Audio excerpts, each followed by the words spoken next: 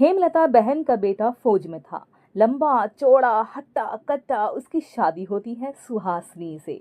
सुहासनी की हाइट इतनी लंबी होती है कि सभी गांव वाले हैरान रह जाते हैं और वो जहां भी जाती लोग उसकी लंबाई देखकर आश्चर्य करते। एक दिन सुहासनी कुएं से पानी भरने जाती है कि गांव की सभी औरतें उसे घूर घूर के देखने लगती हैं।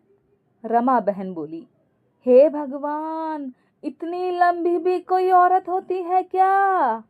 लज्जो भी बोली, नहीं ना बहन, हमने तो नहीं देखी इतनी लंबी औरत। तभी गंगा बोली, अरे कहीं ये कोई चुड़ैल वुड़ैल तो नहीं है ना? इतनी लंबी तो चुड़ैल ही होती है। तभी गांव की एक औरत उससे कहती है, अरे जरा अपने पैर तो दिखा, कहीं उल्टे तो नहीं है ना? सुहासनी ये सब सुनकर परेशान हो जाती है और घर आकर रोने लगती है। तभी उसका पति उसके पास आता है और कहता है, अरे सुहासनी, क्या हुआ, क्यों रो रही हो? सुहासनी रोते हुए बोली, यहाँ सब मेरी लंबाई का मजाक उड़ाते हैं। वो लोग मुझे चुड़ैल चुड़ैल कहकर पुकार रहे थे। क्या मैं चुड़ैल दिखती हूँ?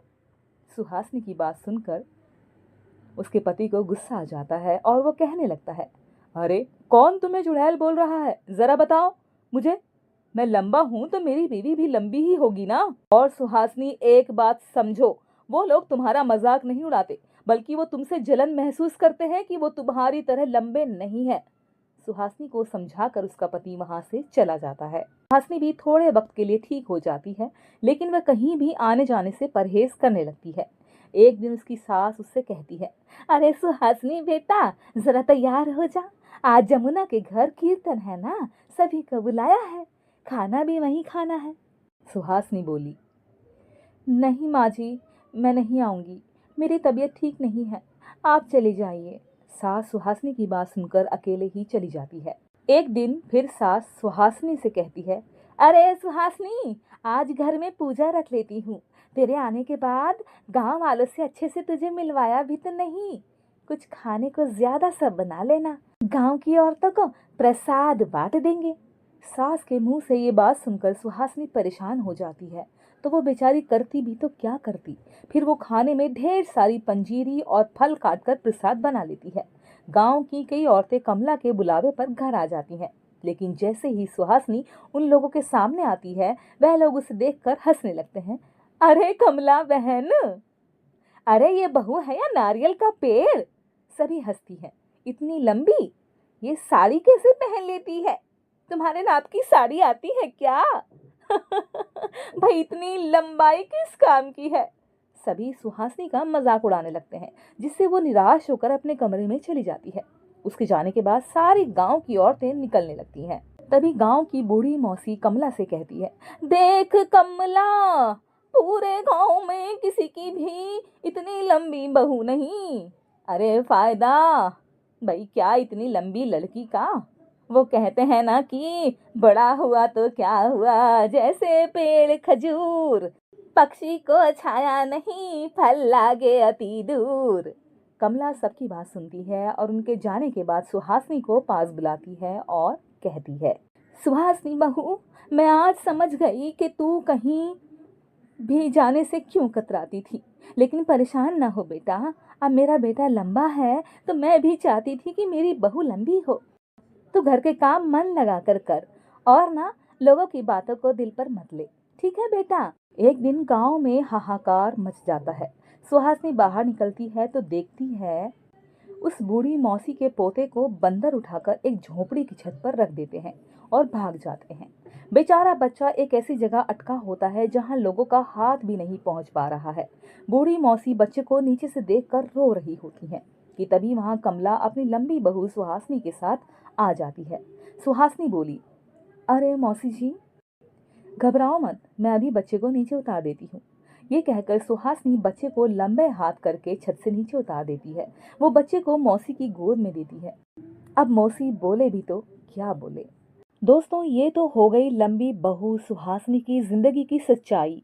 अब आप मिलिए एक ऐसी बहू से जो एक फैशन दीवा है, जिससे आप कुछ फैशन टिप्स भी ले सकते हैं। जूली बहुत ही फैशनेबल लड़की थी। उसके परिवार में सब उससे बहुत परेशान थे। वो सबको हर वक्त बस फैशन की टिप्स ही देती रहती थी। जूली अपने पति राहुल को देखकर बोली, अरे राहुल, ये कैसे कपड़े पहने आपने? राहुल हंसकर बोला, क्यों, सही तो लग रहे हैं? जूली अपनी राय देती हुई बोली, बस सही नहीं लगना है, हमें पार्टी में सबसे अच्छा दिखना है। राहुल बोला, अरे क्या जरूरत है ये सब सोचने की? जूली बीच में ही बोली, अच्छा जरूरत कैसे नहीं, आप स्टाइल के बारे में कुछ भी नहीं जानते। मेरी सब दोस्त मुझे अपना फैशन आइकॉन मानती हैं और आप हैं कि इन कपड़ों में मेरे साथ जाना चाहते हैं।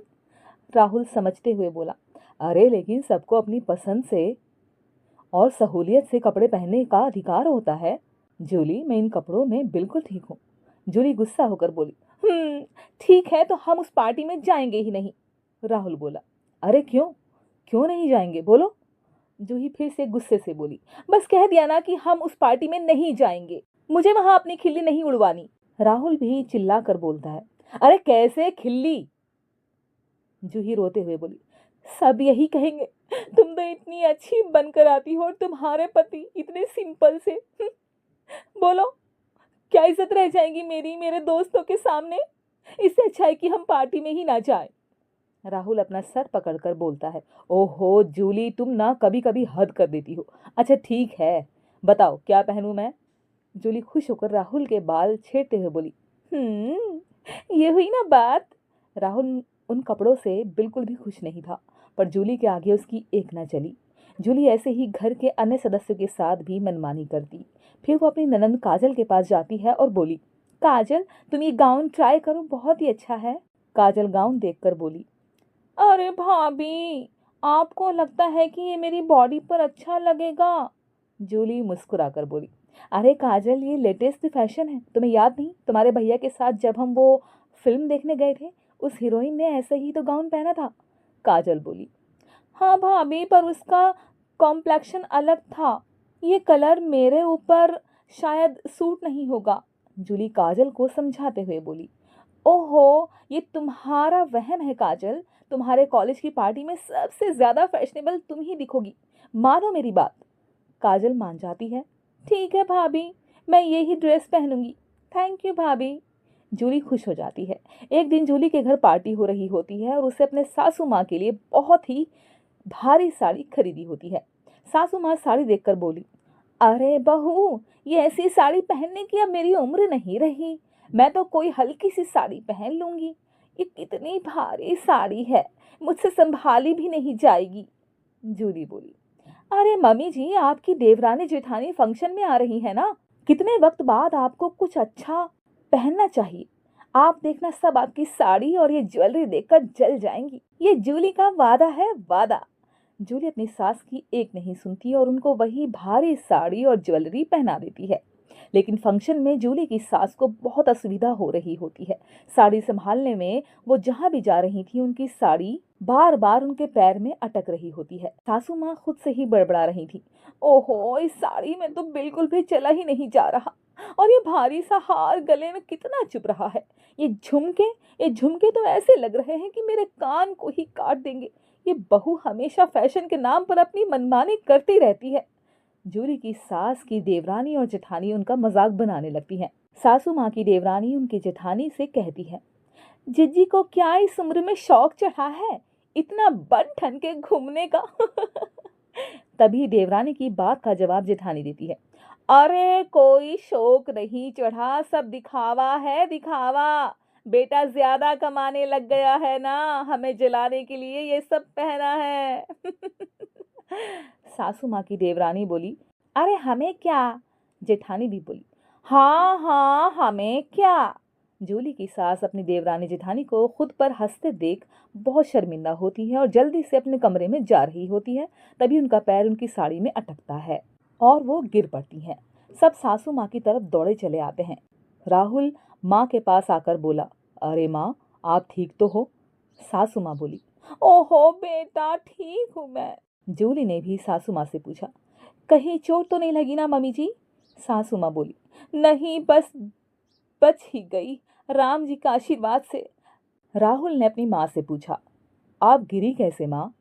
माँ बोली, अरे बेटा, ये साड़ी इतनी भारी है, मुझसे संभाली ही नहीं जा रही।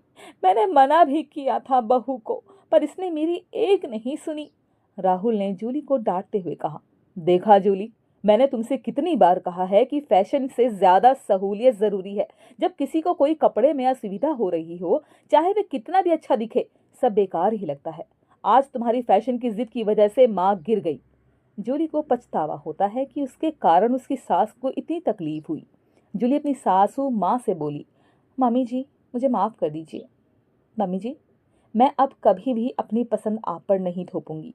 सासू माँ बोली, कोई बात नहीं बेटा, आगे से ध्यान रखना। जूली ने भी कहा, जी मम्मी जी, मैं ये हमेशा याद रखूंगी कि सहूलियत पहले, फैशन बाद में।